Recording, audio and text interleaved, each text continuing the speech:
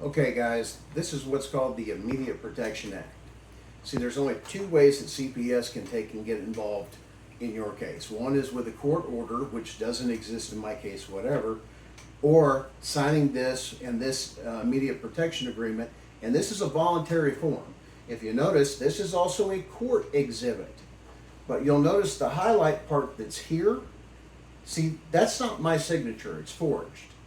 Now see, the first time that the caseworker, Mr. Crenshaw, took and testified before Bedingfield, he said that I gave him permission to sign my name, which is why you'll see in one of our other videos, it looks like the desk or an office, you'll listen to the phone conversation that says, no, I didn't agree to it whatsoever, and nothing impossible to take and even do that.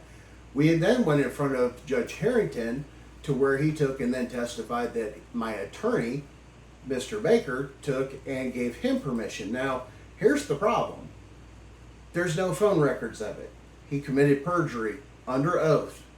Therefore, this is not a legitimate document. The other part is where my wife signed.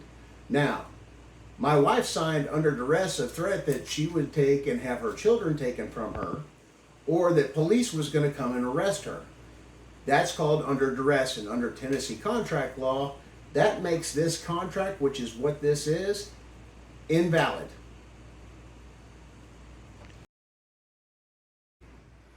Governor Bill Lee and Jonathan Skrmetti, Attorney General, I believe this is a problem and this is forgery. On top of the fact, that also means he's defrauded the state as well as the federal government due to the fact that you get Title IV funding out of this. I believe we have a problem. See, this is where we have our biggest problem. All of this was entered in and covered under Magistrate Bedingfield's hearing, and the evidence that you see for the video as well as this in here was taken, entered on the court record and was completely ignored. Instead, they focused on something else. See, this means you have no legal right to get involved. That means you took and basically, did some Nazi Germany stuff there and forced it in here and forged stuff so you could get your way. How is that legal? How are they able to get away with it, let alone Magistrate Bedingfield completely ignored it? Because that's the thing that gets it started to even come into court.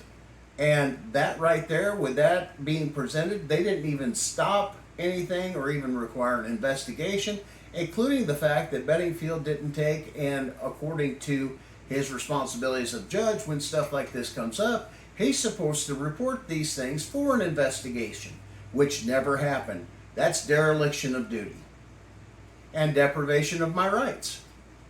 The other thing is we'll cover in another video, we're going to get into something a little bit more, and you'll like it, trust me.